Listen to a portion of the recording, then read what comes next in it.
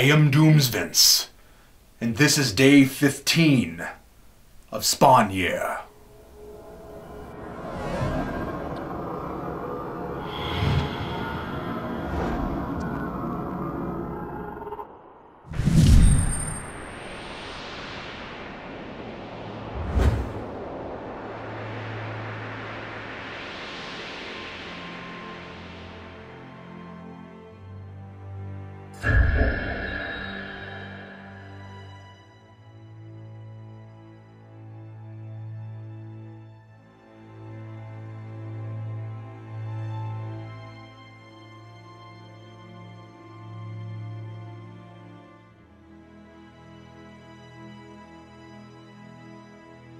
I was wrong about my point of Clown presenting himself as the hero in the medieval Spawn story being that the good guy doesn't always win, and we can see that by the cover of this issue. Violator didn't actually disintegrate the Hellspawn. He teleported out of his costume, which is pretty clever. Maybe more clever than anything we've seen Al do in 14 issues. Then, Medieval Spawn manages to decapitate Violator, though in Clown's version it's Violator who cuts the Spawn's head off. Once again, Clown continues to talk about working for a devil while pretending like he was the gallant defender of the village he actually barbecued. I still don't get it. Violator gets a pat on the back when he returns to Hell, in the flashback, by Malbolgia because even though Medieval Spawn defeated him, the Spawn proved he was ready to be in Bolgia's army, and Violator inadvertently took the one good thing in Medieval Spawn's life away from him. His princess leaves him after Violator forces him to reveal his true face, charred, scarred, and hideous.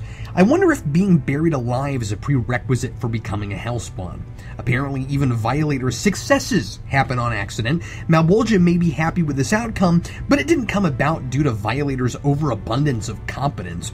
And given that this was hundreds of years ago, with Bolgi testing how a mortal with the powers of Hell would raid against a beast from Hell, once again, please explain, dear reader, why Violator tells his boss he, quote, didn't think a human would rate when he's surprised Al can survive without a heart in the oh-so-bipolar issue number 4. But once again, despite a lack of logic, the art is dynamic and exciting, and one idea I do really like is that Violator is the basis for dragon myth. It's genuinely funny when he says he doesn't know why he was colored green, but he likes the fame so he can't complain.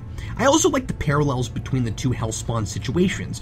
Neither can be with the woman he loves because of his new role as an agent of Hell, and when the princess recoils at Medieval Spawn's undead face, I find myself wondering if Wanda will react the same way if and when she sees what has become of Al. It's interesting that Medieval Spawn attempted to have some semblance of a normal life after being reincarnated as a Hellspawn, forming a romance as a Spawn instead of before.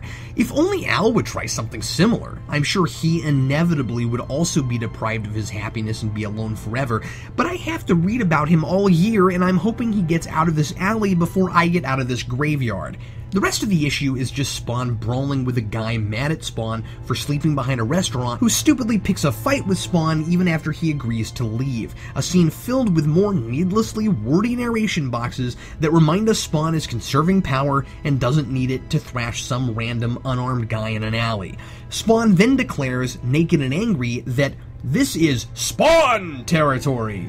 And I couldn't shake this sudden mental image of Spawn trying to run his own Italian restaurant. The last page reminds us about that subplot with Terry Fitzgerald, just as I suspect McFarlane just remembered it too, with one of Wynn's goons calling Terry in the middle of the night just to threaten his family. So this whole issue can be summed up by saying, people explain and occasionally declare things. I guess I could declare this Captain Logan territory. But it's not very dramatic because I'm the only one here and I don't really like this place. Can I go home now? Has it been a year yet? Signed, Captain Logan.